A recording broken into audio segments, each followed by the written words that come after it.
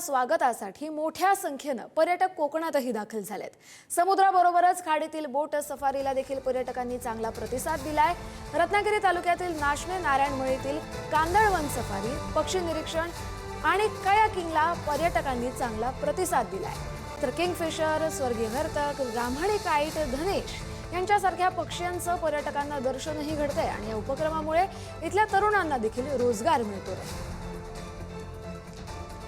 वर्षाच्या स्वागतासाठी पर्यटकांची पावले आता कोकणाकडे वळताना दिसत आहेत। आपण जर पाहिलं तर आता समुद्र सफारी बरोबरच कांदळवन सफारीसाठी देखील पर्यटक हे महाराष्ट्राच्या कानाकोपऱ्यातून रत्नागिरीमध्ये येताना आपल्याला पाहायला मिळत आहेत। महाराष्ट्राच्या कानाकोपऱ्याबरोबरच गुजरात असेल, त्याच पद्धतीने ओडिसामधून देखील या ठिकाणी पर्यटक हे या ठिकाणी येत आहेत। नाचणे येथील काजळी मँग्रोव्ह टुरिझमच्या माध्यमातून ही कांदळवन सफारी या ठिकाणी पर्यटक या ठिकाणी करताना दिसत आहेत। महाराष्ट्रातील 21 कांदळवन वृक्षांपैकी 11 कांदळवने या नाचणे गावामध्ये या ठिकाणी आपल्याला पाहायला मिळत आहेत आणि हे पाहण्यासाठी पर्यटक देखील मोठ्या संख्येने कोकणाकडे येताना आपल्याला दिसून येतात। असेच पर्यटक देखील आपल्यासोबत आहेत। दादा कुठून आलेला आहेत आणि कांदळवन या ठिकाणी सफारी करताना आपल्याला पाहायला मिळतो?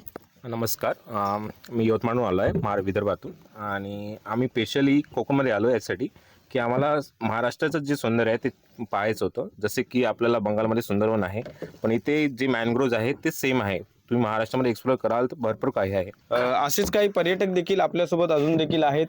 दादा काय सांगा, कांदळवन सफारी करताय आणि मनमुराद आनंद घेताय? हां, माझं नाव यश विनोद पाटणे आहे। मी पण मार्डी, राहणार मार्डी, तालुका मारेगाव, जिल्हा यवतमाळमधून आलो आहे आणि हा आमचा दुसरा दिवस आहे आणि इथला खूप छान आहे। आणि आम्ही आजचा दुसरा दिवस आहे। काल आम्ही गणपतीपुळे पण केलं आहे आणि एकूण आम्ही 5 जण आले आणि आम्हाला खूप छान वाटतं। कांदळवन सफारी बरोबर पक्षी निरीक्षण देखील पर्यटकांना करायला मिळतं आणि वेगवेगळे पक्षी देखील पाहायला पर्यटकांना या ठिकाणी मिळत आहे। त्यामुळे नववर्षाच्या स्वागतासाठी कोकण आता गजबजून गेलेले आपल्याला पाहायला मिळत आहे।